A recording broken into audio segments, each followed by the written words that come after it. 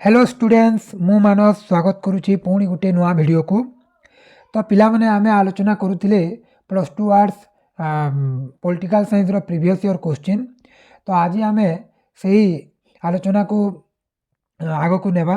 तो आज आमे 2025 रे जो पॉलिटिकल साइंस रो जो प्रीवियस ईयर क्वेश्चन आसीथिला तो से सब को आमे आलोचना करि नेबा एवं देखिबा जे गत वर्ष किपरि क्वेश्चन आसीथिला एवं ए वर्ष किपरि क्वेश्चन आसीबा को जाउछि से सब को आमे पुंखानुपुंख भावे आलोचना करिबा पिला माने। तेणु करी वीडियो सह शेष पर्यंत जोड़ी होकि रह सियोर शॉर्ट पास हो जिवो। तो आमे प्रथम प्रश्न देखिबा कोन कहिछि ना प्रथम प्रश्न कहिछि जे पंचायती राज व्यवस्था रे केउटी सर्वनिम्न संगठन। तो सर्वनिम्न कहले सबुठारु तଳରେ थिबा संगठन केउटी। तो आमे जानिछे स्थानीय स्वायत्त शासन रो तीनोटी स्तर रही। सर्वोच्च रे कौन होते ना जिला परिषद, तापर कौन रही है पंचायत समिति बा जहाँ को आम ब्लॉक बोली कही था, एवं सर्वनिम्न स्तर में कौन थाई पिला माने ना ग्राम पंचायत थाए। तेबे एठी जो प्रश्न पचारि तो सर्वनिम्न संगठन कौन हो ना सेटा होमर कौन हो ना ग्राम पंचायत। कौन हो ना ग्राम पंचायत हूँ सर्वनिम्न स्तर। तो तुमको पचारि पारे जे केउटी स्थानीय स्वायत्त शासन व्यवस्थार मध्य जाइथे कहले तो प्रथमे तो जिला परिषद, तापरे पंचायत समिति, तापरे ग्राम पंचायत एवं यही ग्राम पंचायत सहित तुम मन रख ग्राम सभा वार्ड ए सबू मध्य आम स्थानीय स्वायत्त शासन व्यवस्थार गोटे गोटे अंश। तापरे आम आगे को जावा कौन कही द्वितीय क्वेश्चन देखा कही जे महानगर निगम रे किए सभापतित्व करती। तो आम जाचे महानगर निगम जोटा कि सहरांचल स्वायत्त शासन व्यवस्था। तो से आम कौन तीनोटी पुणी स्तर देखुचु। गोटे हूँ ऊपर सर्वोच्च हूँ महानगर निगम, तापर पौर निगम जहाँ को आम म्युनिसिपालिटी बोली कही था, एवं सर्वनिम्न रीते एनएससी विज्ञापित अंचल। तो ये पचारि से जो महानगर निगम अर्थात सर्वोच्च स्तर में किए सभापतित्व करते पिला माने ना आम समस्ते जानिछे जे सेठारे मेयर थांती, मेयर सभापतित्व करते। आसंता काली को तुमको पचारि पारे जे पौरपालिकार मुख्य को कौन कहुए, जिला परिषद मुख्य को कौन कहुए ये सबू। तापरे ग्राम पंचायत मुख्य को कौन कहुए सरपंच, तापरे चेयरमैन अध्यक्ष ये सबू तुम मन रखिथ। एवं आम जो पंचायत समिति रे गोटे सरकारी सभ्य रही था कौन कहुए ना से हूँ आमर बीडीओ। बीडीओ कौन करते ना से सरकार तरफ नियुक्ति होता से लोक मान द्वारा भोट द्वारा निर्वाचित होई न थांती।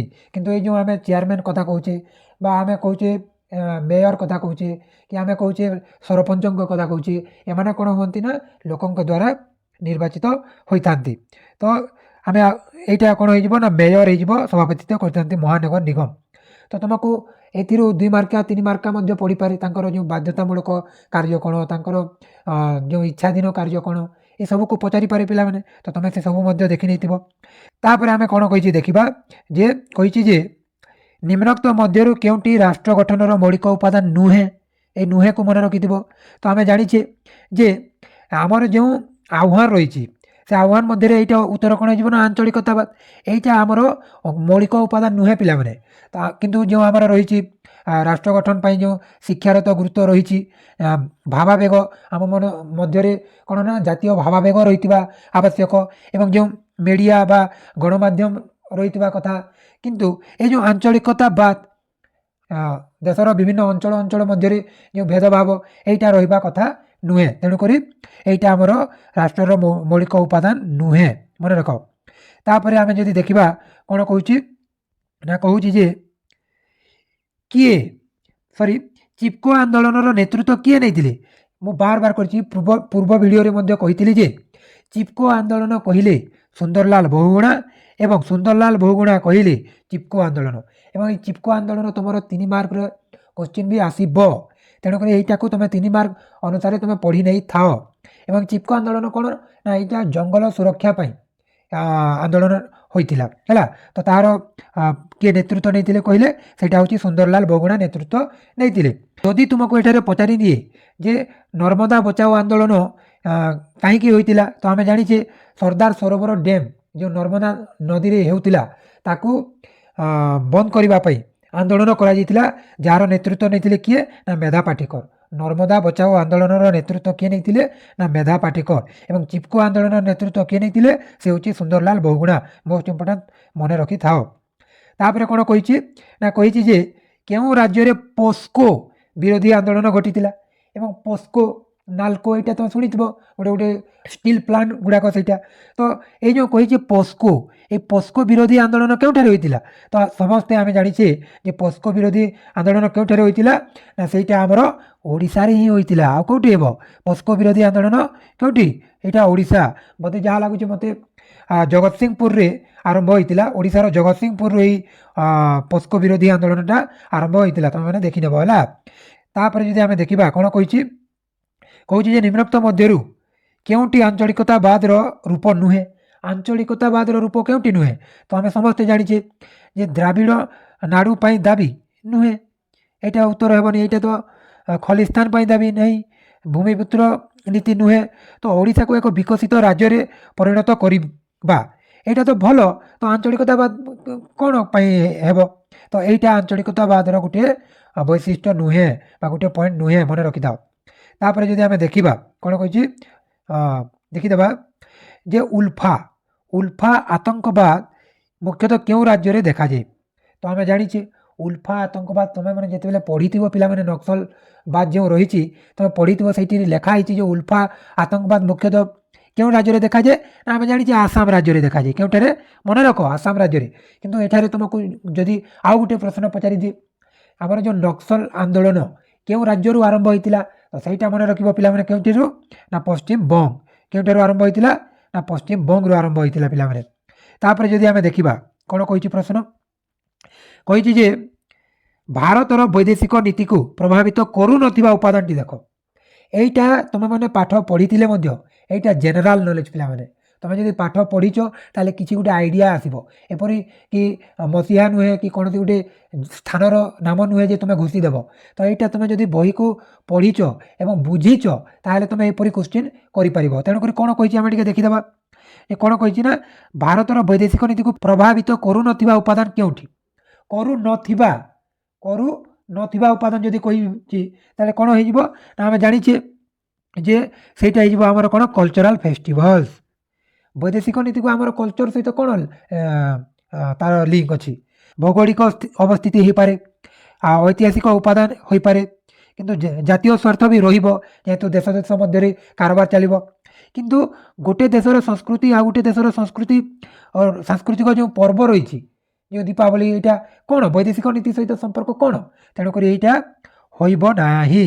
ଯେହେତୁ ଏଇଠି କରୁନଥିବା କଥା ପଚାରିଛି ତ ଏଇଟା ସେଇ ଉପାଦାନ ଯେଉଁଟା କରୁନାହିଁ ହେଲା। ତାପରେ ଯଦି ଆମେ ଦେଖିବା କ'ଣ କହିଛି ନା କହିଛି ଯେ ଭାରତ ପାକିସ୍ତାନ ମଧ୍ୟରେ କେଉଁ ବର୍ଷ ସିମଲା ରାଜିନାମା ହୋଇଥିଲା? ତ ଭାରତ ପାକିସ୍ତାନ ମଧ୍ୟରେ ସିମଲା ରାଜିନାମା କଥା ଯେତେବେଳେ କହିବ ସେତେବେଳେ ତୁମେ ଜାଣିଛ ଯେ ଭାରତ ପାକିସ୍ତାନ ମଧ୍ୟରେ ମୁଖ୍ୟତଃ 3ଟି ଯୁଦ୍ଧ ହୋଇଛି।